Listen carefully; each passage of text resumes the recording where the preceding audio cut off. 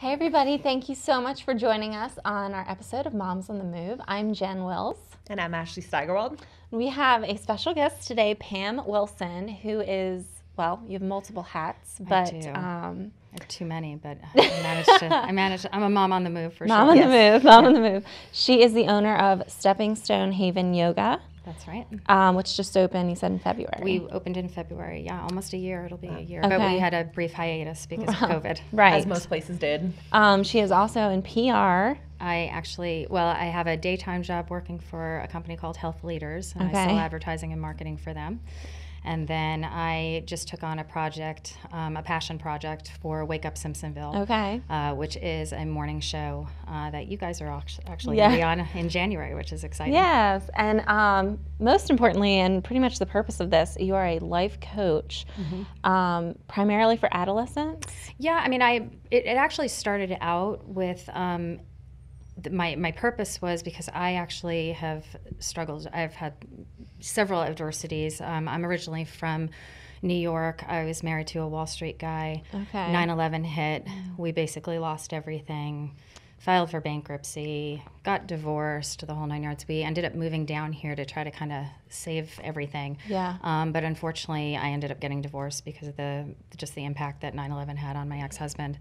And so originally, I've just had this calling to help other women and realize that because I always talk about how, I went from, riches to rags in seconds, and I was able to really pick myself up. And it wasn't just because of what I was doing, it was with the help of God. It was the help with family and friends and the support that I had, just random acts of kindness.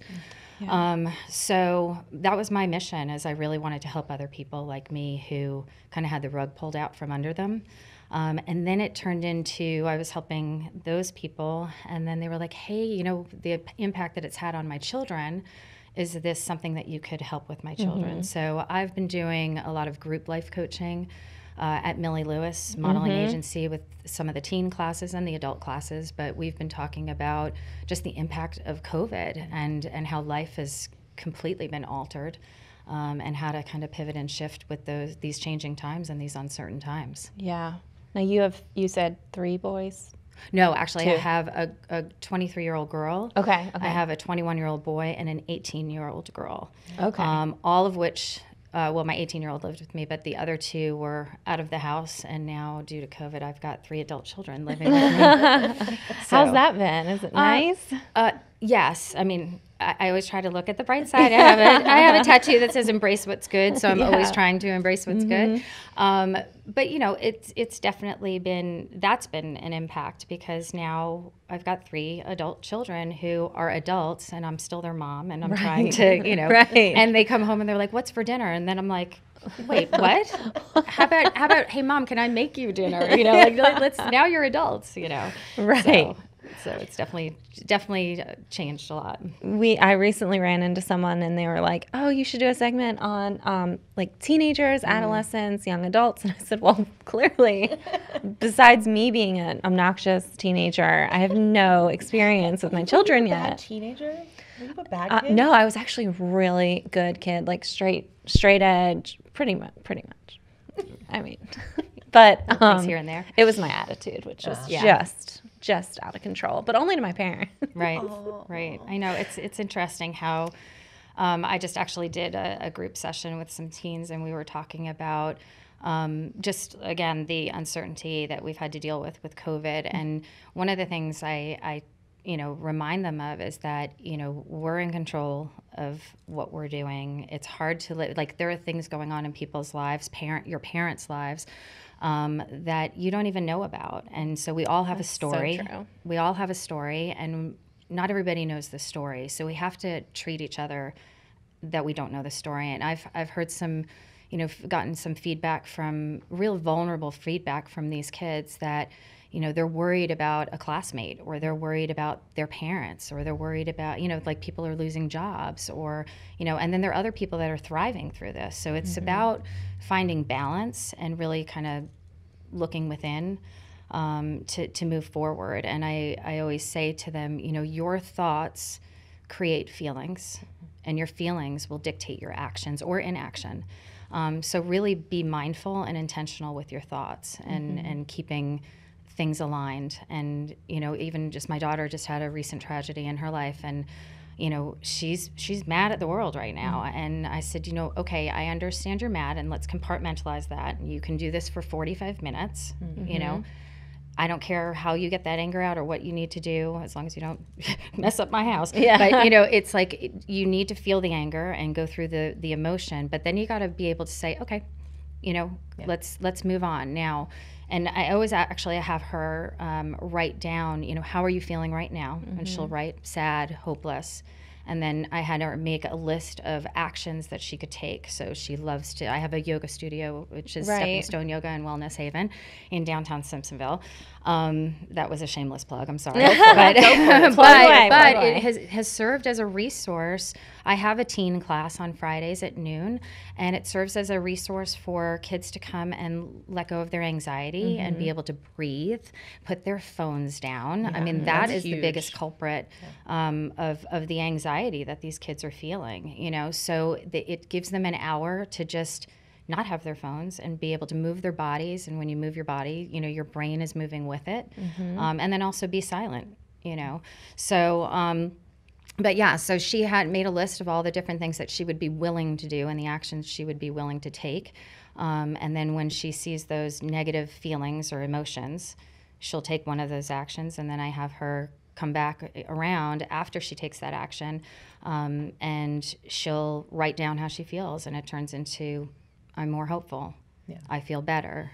So like a comparison of how time really will help. Yeah, absolutely. Is that what you offer the other teenagers, like as coping mechanisms? I wish I had that coping mechanism when I was younger. And I do it myself now. I mean, even I was just sharing when, I opened the yoga studio in February. And then I had to close March 15th. And so I was like, what have I got myself into? What am I going to do? And so I decided, the back, I have two entrances to, I have an entrance and then a back entrance. And the back part of it was like a junkyard. And I lifted probably 35 cinder blocks, like to move. And I recreated a garden. And I had my boyfriend build garden boxes, and we planted herbs and we planted vegetables and things like that. So it's a community garden that people can come to. That is so great. Yeah, it was really like very cathartic and just really healing. And so next thing I knew, it was June, and I was like, all right, let's get going. We're going to do this, and we can't lay down anymore. We have to keep moving forward. And I think that's the message that, I give my kids, I give other people. Is you have to keep moving forward no matter what, because if you lie down, you're lying down, and you're not moving. I talked to my girlfriend yesterday. She's a pharmacist, and she was saying that a lot of people don't understand how many more kids now are being prescribed, even under 10. What is it, SSRIs? It's the anxiety and depression. Yeah. She said it's like tenfold, and I was like, under 10, and she's like, yeah, and you should see the amount from 10 to 18. It's crazy. It's crazy, and also, the other thing is that one of the reasons why I actually turned to yoga and meditation is because I had some serious health issues, and I was on every medication you could possibly imagine. I was losing my hair. I was gaining weight. I didn't feel any better. And I said, I have to do something different. And so I changed my diet. I started doing intermittent fasting. I started doing hot yoga classes. I do offer unheated classes as well, so it's an even mix. But hot yoga helps with inflammation. I had reactive arthritis. I have. Do you like it? Well, you should not do hot yoga if you drink the night before. Oh, definitely Because I thought I was going to die. Yeah, you have to hydrate for sure. Yeah. I thought I was it was a bad combo. So Public service announcement. There you go. But I drove home, and I think I slept for like 3 hours because it. Yeah, see, and I warn people about that also. Okay. So, yeah, that's for sure. So, so I actually turned to hot yoga and meditation because a lot of it also is between the ears. Yeah. And so it's how you think, and it's the power of positive thinking and embracing what's good. And, so I'm all, they call me at my day job Positive Pammy, because that's No one's ever called me that. But yeah, so, for anxiety and depression, and again, you move your body, you move your mind. And if you're laying stagnant, then your mind's stagnant also. Are you a yoga person? Do you yoga? I enjoy yoga, but I'm more of the like high intense cardio. Right. Like I like to sweat. Right. Sometimes my husband will be like, "Ooh, do you need to go running?" And I'm like, "Why should I go running? What do you say?"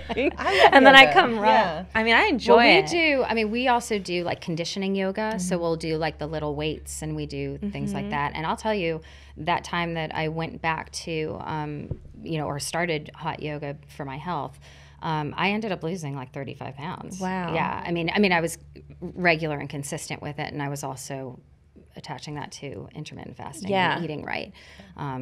That's no fun, but now it's a lifestyle for me. I actually do intermittent fasting. Yeah, I love it. It took me a little time, but I try to eat from like 11 to 7, I think it is. Yeah. Which is why you sometimes hear my stomach being.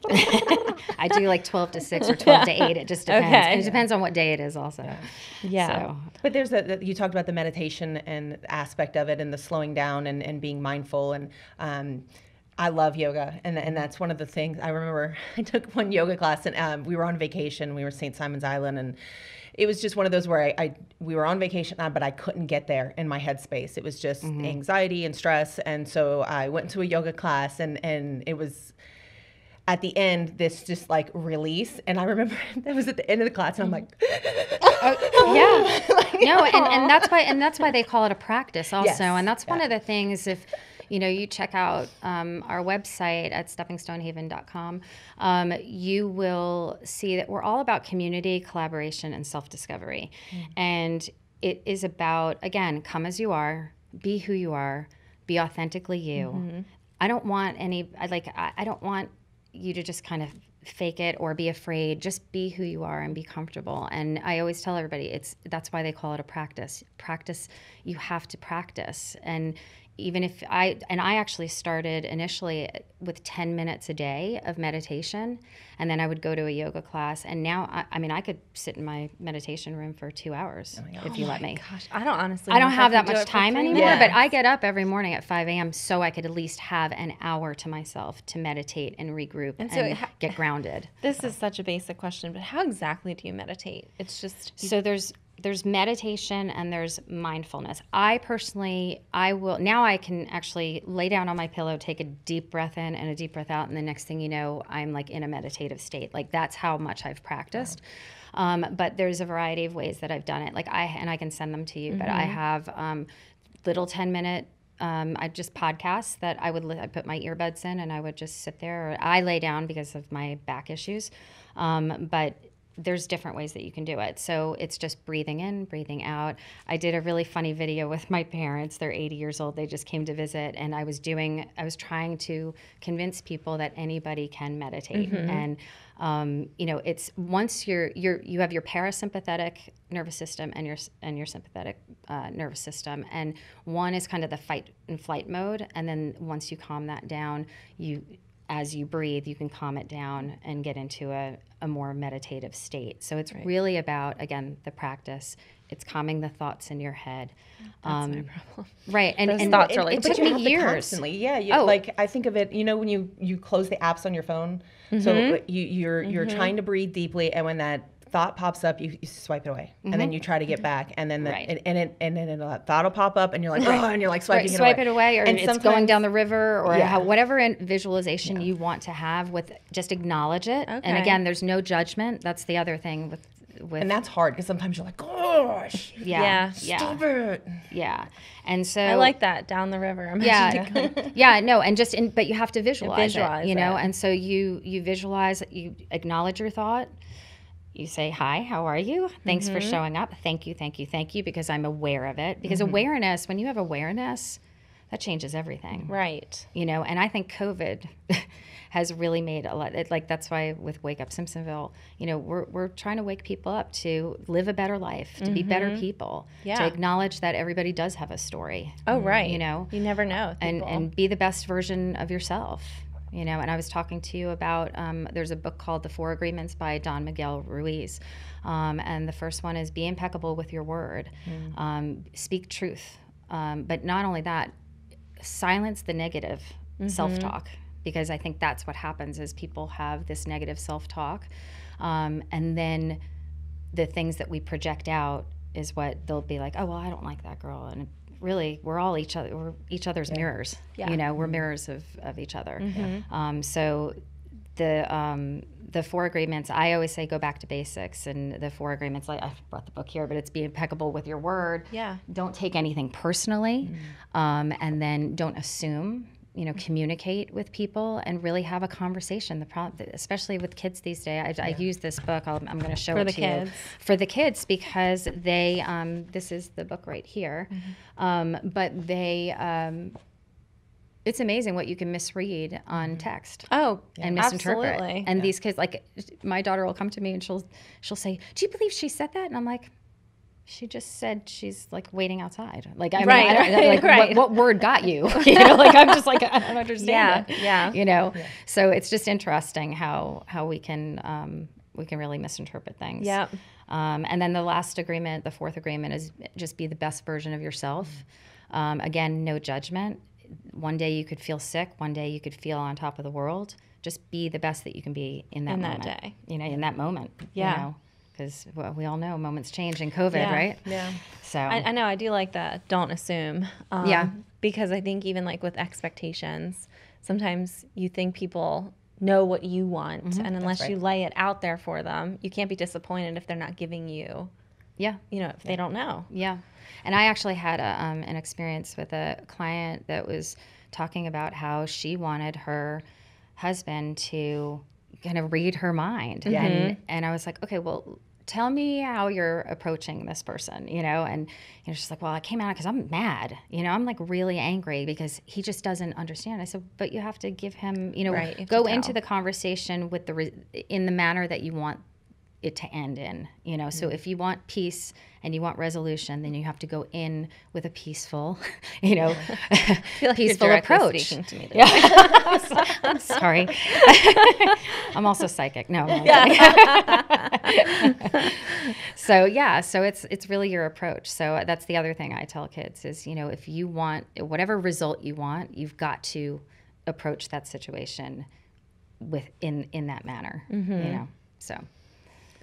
I think that's really important. Even when you're maybe angry, but you want that peaceful resolution, it's choosing the right emotion to go into that conversation. But what if you just want to get it out? Well, then you don't do it with that person. That's why you have friends for. Or a life coach. Yeah, there you go. So, but you know, and the other thing is that, and the other thing was that it wasn't working right away for her. So I said, okay, well, are you willing to be vulnerable and try again? And let's talk about the approach that you're going to take this time, you know? And finally they got it right. And she's like, I can't believe this. Like we set dates, you know, every Saturday now. And we go do things, one thing that he wants to do. And then another idea that we came up with was, and I've done it actually with my boyfriend, is the date roulette. And so he would pick 3 places that he wants to go to that we've never been together, and I would pick 3 places 3 places that I wanted to go to that we've never been together. And then we pick 3, and then we just pick them out of the hat as we're driving along. Fun. So we've gone to like the station, which is like a smoky-filled bar, right, to ending up at Stella's, you know, for dinner, you know, like, so it's like, it's been whichever. And it's like, well, how should we dress? I'm like, I don't know. Well, just dress good, you know, just because we never know where we're going to end up, you know? Yeah. So. Or wear a uniform.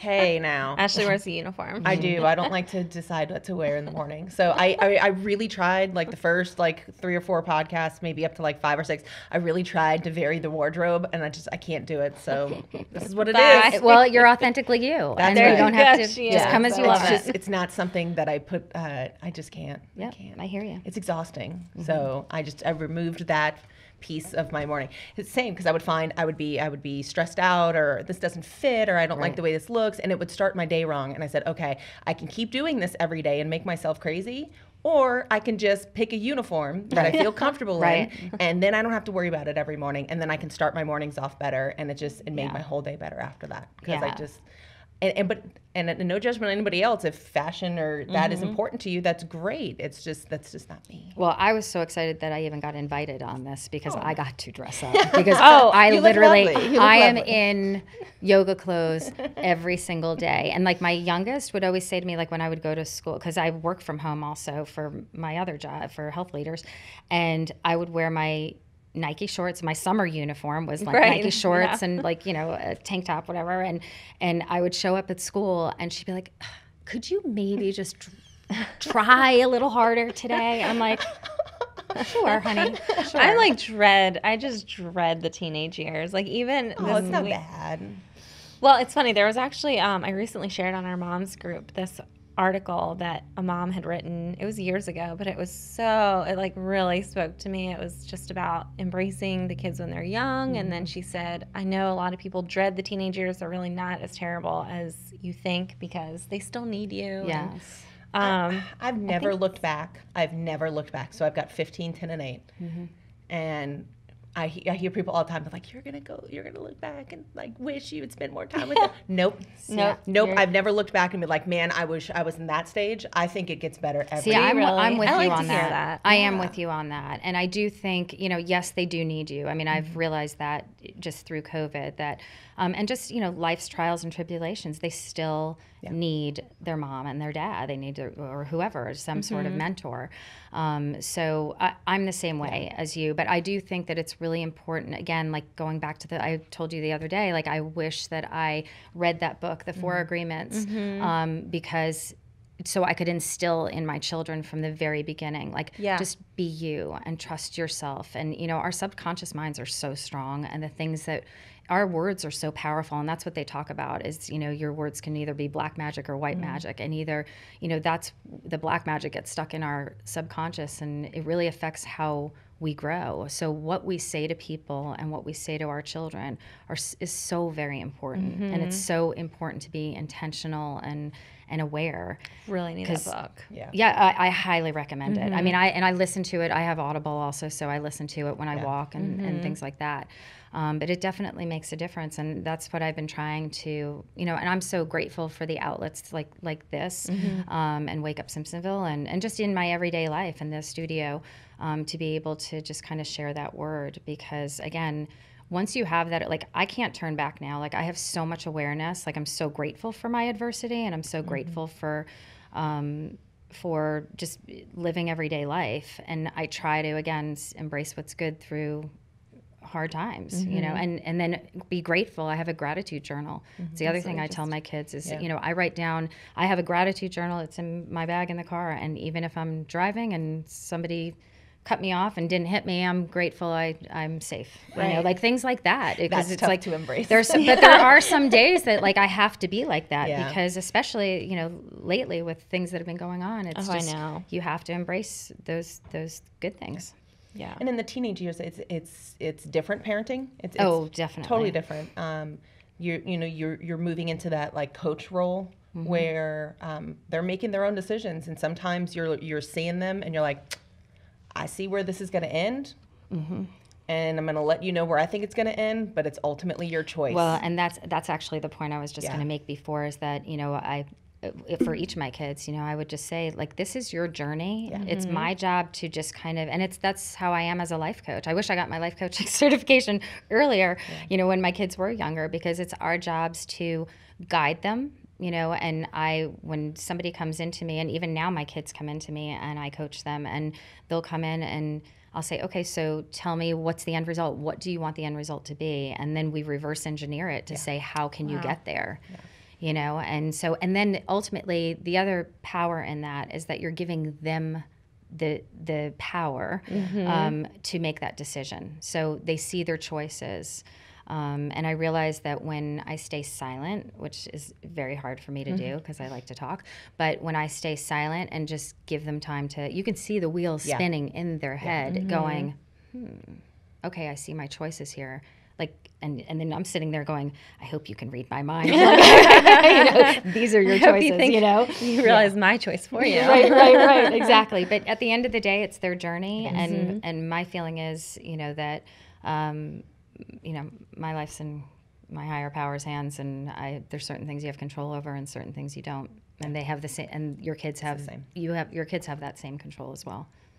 So I know. I think it's just like you just remember those middle school years, and you're so awkward, and everything's just, you're not sure of yourself, and you lack the self-confidence. That's the part that I dread for my kids. Like I'm projecting that already. Well, it's interesting. That is interesting, because one of the things, my experience just as a parent, you know, one of my kids was, you know, just their relationships alone. And it's like, I realized, oh my gosh, I had a similar relationship when I was that age, and that's why I'm reacting this way. Right. I need this to be her journey. I can't make this about me, because it's not about me. It's about her, and it's about her journey. Yeah. You know? So it's very interesting. And I think that's one thing that I've been helping parents with, is kind of not projecting. Yeah. Yeah. I mean, that's like, again, we always come back to sports, because I think we're both sports people, but you know, like not projecting yourself onto them. Right. Yeah. In all aspects, really, which is hard. Yeah. My youngest is a singer-songwriter, and all my life I can't sing for anything, but I just always wanted to be an actress, or I wanted to be, you know, like, I just remember wanting to do something, and I made it to a podcast. I'm so excited. I wanted to be an FBI. Yeah. So as a child. That's funny. Yeah. And so when she was doing this, she was working with all these different people. And when she said that she didn't want to do it for a while, I was like, no. Yeah. You have to. Yeah. We were on the journey together. We're doing this. We are going to make it. We're going to make it. You know, and then I finally realized, like, I'm like, I gotta. She rebelled. She was like, no, stay out. You know, and so that was it was a very hard lesson to learn, but it was a very valuable lesson to learn. You know, so you reinforce having parents take a step back and let the children figure out. I mean, obviously, you have to. We have more wisdom, obviously, because of our experiences. Right. But we also, we need to, no judgment, you know, and no judgment on ourselves and no judgment on them. And the truth of the matter is sometimes you just have to hand things over. But stay aware, you know. I mean, there are people parents that turn the other way, and they're like, they can handle it. Like my oldest, you know, when I was going through a divorce, I always thought she was okay. I mean, she is okay, but she had to work through a lot of anger, because she was like, I was not okay during that time. I was not okay, and you just thought that I was okay, you know? And so those things are hard to hear, but again, I think when you have an open mind and you're willing to learn, and you have awareness, and you realize that we can all work through this together, that's where the value is, you know? Right. So, and sometimes some of the family's not going to be on board. You know, and you have to, again, it's their journey, you know? Yeah. So. What are you finding right now? Do the teens open up to you a lot, or do you have to pry? Well, it's interesting, because when I first started doing the group life coaching at Millie Lewis, I went in there like with my PowerPoint and whatever, and I was like, this is not going to work. Like, I need to relate to these kids. And so I changed from going from a podium to sitting down in a chair right in front of them. And I had, you know, I basically asked them, I was like, so how's 2020 going? You know, and they were like, what? Like, how can you even ask that? I said, on a scale of 1 to 10, like, how is 2020 going? You know, and the numbers were so low. And then and there was a lot of head nodding going on. And so once we identified why it was such a low number, then we got into the thoughts, we got into the feelings, we got into the actions, and how they have the power to change their situation. And, you know, once you can identify with them that way, and once you can get the kids to identify together, then they're able to, you know, then they open up. I mean, I've had some kids share some really, really intimate, you know, scars. And I asked the whole group, and I said, you know, how did it make you feel when so-and-so said that? And one girl turned around to this girl, and she said, you are so brave. You are so brave.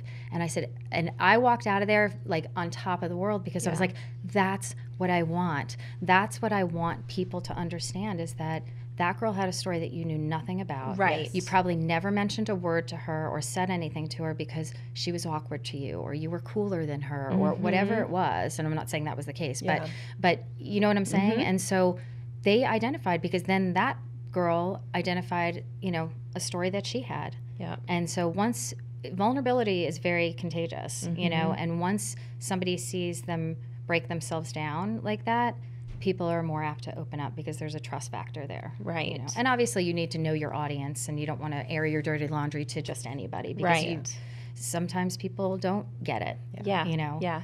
So, I do try, even with my 6-year-old, I do try to talk to him about, you know, like, if other people are being mean to someone, you never know what their home life is like.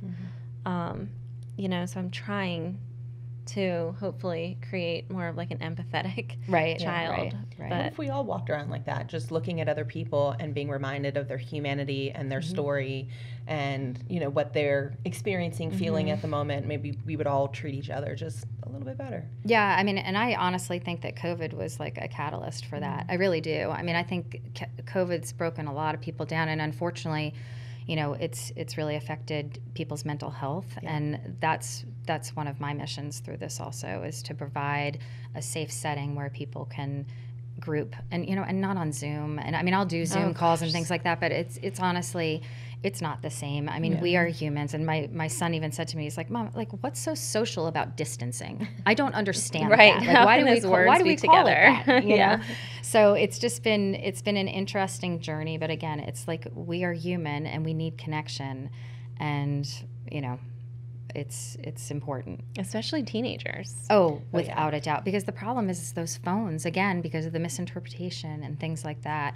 I'm actually thinking about starting like some sort of book club for teens, where they can come and talk, like self-discovery books, you know, where they can talk. And that's why I love going to Millie Lewis to do those classes. And I've had some requests to do it at the studio also. And that's why I started the teen class also.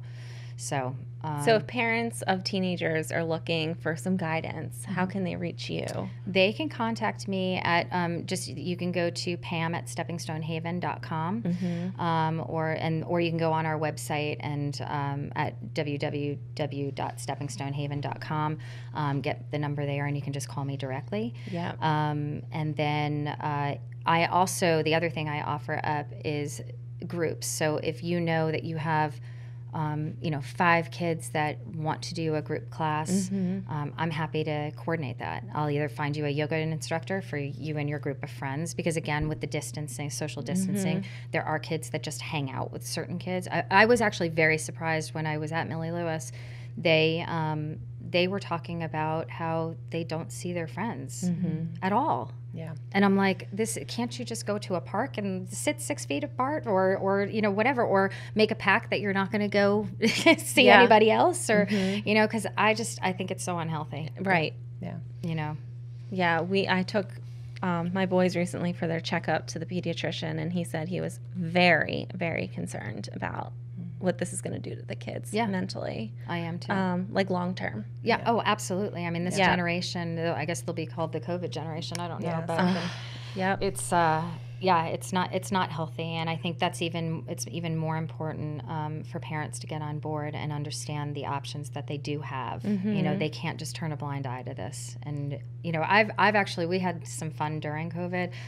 We've done poker nights, we've done frat night, you know, like we all dressed up in our favorite jerseys, or, you know, whatever, or we dressed up to go play poker. And I got a Zoom, I got my computer with my parents on it, and then we hung our cell phone from the chandelier to look at the poker table, so my dad could, you know, so it was awesome. Like we've come up with, out of, adversity comes innovation. So we've just been trying to do things like that, and walking, and, going outside and doing things outside. So. And we are going to do a giveaway. Yes. So we've got some giveaway cards. Yes, we have some giveaway cards to Stepping. Yeah, so I am giving away, I think I gave you 10. There are 10 $7 passes. Normally our drop-in rate is $20. And then I have other passes, but for this, you can come try out a class. So if there are any moms and teens or dads and teens, or just teens that want to come and do a class, definitely, I guess what they can do is share this episode, and then you'll be entered to win one of the 10 passes. Yes. Awesome. So thank you so much Thank for you so coming. much. And we have to go to the yoga studio. Yeah. Yes, actually, we could do a live there if you want. Oh, that'd be great. Yes. Yeah. Yeah, that'd be cute. With your kids. I don't know if you want my kids there. Maybe Bennett. That's funny. Yeah. Well, thank you for having me. I'm Yeah, really happy to be here. absolutely. And hopefully that was helpful for the parents out there with teenagers. So anyway, thank you again, and we look forward to seeing you next time. Thank you. Thanks.